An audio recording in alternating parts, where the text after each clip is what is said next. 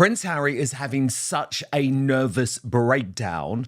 Appalling treatment of her parents sends him into some type of meltdown. Of course, this is not a coincidence. This is absolutely symbolism. The biggest meltdown he's feeling right now is as a result of his erasal by his father, King Charles. There are no press releases at Highgrove, no announcements, no dramatic speeches, just a wall where a photo used to be. And now isn't. That's it. That's the whole story. And if you understand what that means, you understand everything about where Harry and Meghan stand right now. King Charles didn't call a press conference. He didn't issue a statement through the palace. He didn't give an interview. He simply removed a photograph of Meghan Markle from display at Highgrove, and in doing so, delivered the most precise, the most devastating, the most irreversible verdict on this entire marriage that anyone has issued since the whole circus began. King Charles's Highgrove shake-up sees Meghan Markle photo move. His Majesty King Charles has had a reshuffle at his beloved countryside home in Gloucestershire. A new look inside reveals. No words required. The silence said it all. Let that sink in for a second. Highgrove is not a public museum. It is not a tourist attraction with rotating exhibits. It is King Charles's private home, a deeply personal space that reflects what he values, what he loves, who he considers family. Every photograph in that house was chosen intentionally. Every image on those walls means something to the man who lives there. And when a photograph disappears from a space like that, it doesn't disappear by accident. It doesn't fall off the wall. Nobody misplaces a framed photograph in a private residence and forgets where they put it. It was removed, deliberately, quietly, finally. Bye-bye, Meghan. They took her picture down, and I don't blame them. Cleansing the house of evil. And here's what makes this moment so significant for those of you who have been paying attention from the very beginning. Charles didn't do this loudly. He didn't do it for headlines. There was no choreographed moment of royal displeasure designed for maximum public effect. This was private. This was personal. This was a father and a king looking at his walls and making a decision about who belongs there. Meghan Markle doesn't belong there anymore. That is the conclusion King Charles reached. Not the British press, not the palace communications team, not the critics or the commentators or the skeptics who have been saying this for years. Charles himself, the man who watched this play out from the inside, the man who had every reason to want it to work, the man who, by all accounts, made genuine efforts to welcome Meghan into the family in the early days. This delusion that Harry has that things are great between him and Charles is increasingly out of touch with the reality of how Charles actually feels. Yeah. That man looked at a photograph and decided it needed to come down. You don't make that decision lightly. You make that decision when you're done. Now, some people, and you know exactly who they are, will try to spin this. They'll say it's petty. They'll say it's passive-aggressive palace politics. They'll say Charles is punishing Harry by attacking Meghan. But here's the thing, that framing only works if you believe Meghan is innocent in all of this. And if you're watching this channel, you stopped believing that a long time ago because you've been watching the actual record. You've been paying attention to the choices, not just the narrative that gets constructed around those choices after the fact. Meghan Markle didn't just leave the royal family. She didn't quietly step back, express her gratitude, and build a private life elsewhere. She torched the institution on her way out. She sat across from Oprah Winfrey and made accusations that shook the monarchy to its core. She allowed claims to go out under her name, or Harry's name, or both, that painted the royal family as racist, cold, indifferent to mental health, and complicit in her suffering. She cooperated on a documentary series that aired the most intimate and damaging possible version of events, all while living in a California mansion and talking about freedom. And King Charles watched all of it. So when that photograph comes down at Highgrove, understand what it represents. It represents the end point of a long, painful process of observation. Charles is not reacting emotionally in the heat of the moment. This is a measured, considered, final assessment. And the assessment is, she is not family. Not anymore. Perhaps she never really was. Not in the way she claimed, not in the way she performed for the cameras, not in the way she weaponized when it suited her to play the abandoned daughter-in-law. The photograph is gone. The verdict is in. And consider the timing for a moment, because timing always matters with Charles. This is a man who spent decades being underestimated, who was written off repeatedly, who watched and waited with the patience of someone who understood that institutions move slowly, but they do move. This delusion that Harry has that things are great between him and Charles is increasingly out of touch with the reality of how Charles actually feels. Yeah. He did not rip that photograph off the wall the day the Oprah interview aired. He did not make a public spectacle of his displeasure when the Netflix documentary dropped. He did not respond to the memoir with press statements or retaliations. He absorbed it. He processed it. And then, quietly, in his own home, on his own timeline, he acted. That is not the behavior of a man reacting. That is the behavior of a man who has reached a conclusion he will not revisit.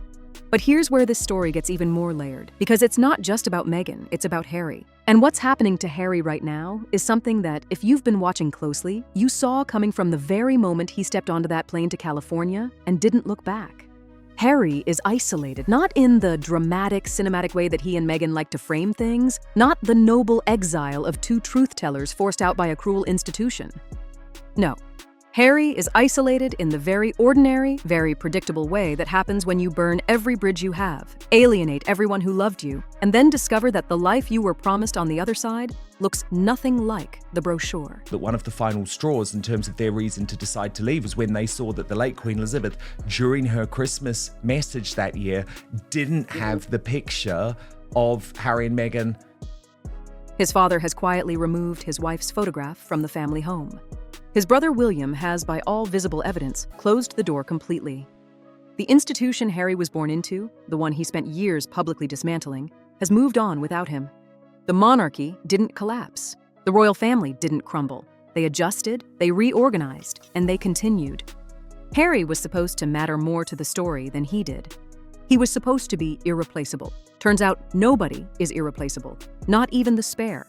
And that is perhaps the most quietly brutal truth in this entire story. Harry genuinely believed that his departure would force a reckoning, that the palace would feel his absence as a wound, that the institution would have to reckon with the reasons he left, adapt to the criticisms he made, soften in the ways he demanded. None of that happened. The trooping of the color happened. The state visits happened. The investitures, the garden parties, the diplomatic engagements, all of it continued, without interruption, without visible strain. William and Catherine stepped forward. The next generation of the monarchy took shape, and Harry watched it from California through the same news feeds the rest of us use as an outsider. And now, in the rubble of everything he blew up, Harry has done something that is either the most self-aware thing he's ever said, or the most damning admission of failure in this entire saga. He has expressed a desire for his children to have the childhood he destroyed. Read that sentence again slowly, because it deserves the weight it carries. Harry grew up inside the royal family. He had the castles, the traditions, the structure, the cousins, the extended network of people bound together by history and duty and blood. He had a grandmother who was the Queen of England. He had a father, a brother, an identity, a place in the world that was handed to him at birth and would have remained his for life if he had simply chosen to protect it instead of sell it. He destroyed that, methodically, publicly, profitably, at least for a while. He signed the Netflix deal. He wrote the memoir. He went on every podcast and interview platform available. He detailed private conversations with his father and his brother. He exposed the inner mechanics of an institution that had given him everything. He handed over intimate family moments, genuine private pain, and years of royal access. And he packaged it all as content.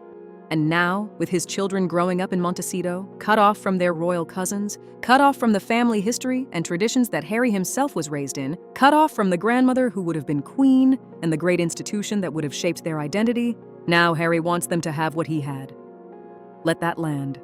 This is not a man making a brave choice and standing by it. This is a man who made a catastrophic choice and is beginning to feel the full weight of what he gave away. Because children growing up in California, no matter how wealthy their parents are, no matter how many deals their mother signs with lifestyle brands, are not growing up with what Harry grew up with. They will not have Balmoral. They will not have the history. They will not have the royal cousins, the palaces, the sense of belonging to something ancient and significant. They will have Montecito. They will have their parents' carefully managed public image. They will have the version of family that exists after every bridge has been burned. Harry knows this. That's the part that makes his admission so devastating, because when a man says he wants his children to have the childhood he destroyed, he is not making a forward-looking statement of hope. He is making a backward-looking confession of regret.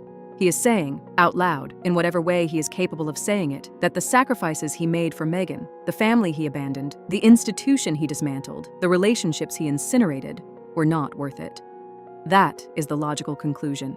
You don't look at what your children are missing and wish they had it if you believe the trade-off was justified. He doesn't believe the trade-off was justified. And this is the part where this audience needs to be very clear-eyed.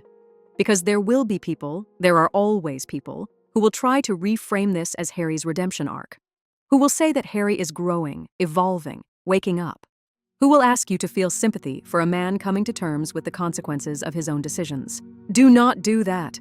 Harry is not a tragic figure. Harry is a man in his 40s who had everything, and I mean everything, handed to him, who chose to burn it down for reasons that from the very beginning this audience correctly identified. He was not fighting for freedom. He was not escaping abuse. He was following a woman who wanted the platform without the accountability, the celebrity without the service, the access without the institution. And Harry handed it to her. He handed her his family, his legacy, his children's birthright, and his father's trust. He laid all of it at her feet. And what did Meghan do with it? She built a brand. She launched projects, pivoted strategies, rebranded herself from Duchess to Duchess in exile, to wellness entrepreneur to lifestyle curator. Each reinvention required fresh distance from the previous failure. Each new venture quietly acknowledged that the last one hadn't delivered what was promised. The American Riviera orchard became as ever. The Netflix cooking show arrived after the docuseries ran out of runway.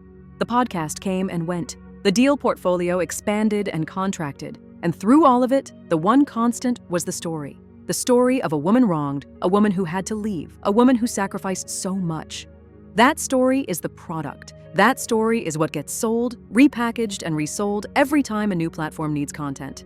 Harry is not the hero of that story. He is the evidence. His family, his title, his access, those were the credentials that made the story credible. And he gave them all away freely. And now his father has quietly taken a photograph off the wall at Highgrove. That is the balance sheet. That is the full accounting. On one side, everything Harry surrendered.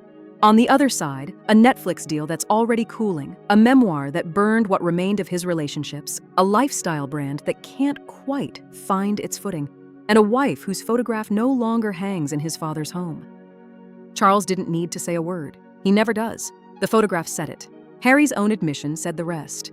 This is what the end looks like. Not dramatic, not explosive. Just a wall with a missing frame, and a man in California quietly wishing his children could have what he gave away. The institution survives. The monarchy moves forward. And Harry is left in the aftermath of every decision he made, fully, completely, and irreversibly his own. King Charles looked at the walls of Highgrove and made his decision. History is making its decision too, and it is not going in Harry and Meghan's favor. If you've been watching this story unfold and you knew from the beginning how it would end, you belong here. Palace Leaks covers what the mainstream press is too polite to say plainly. Subscribe and turn on notifications. Because this story is far from over, and every new chapter proves the point.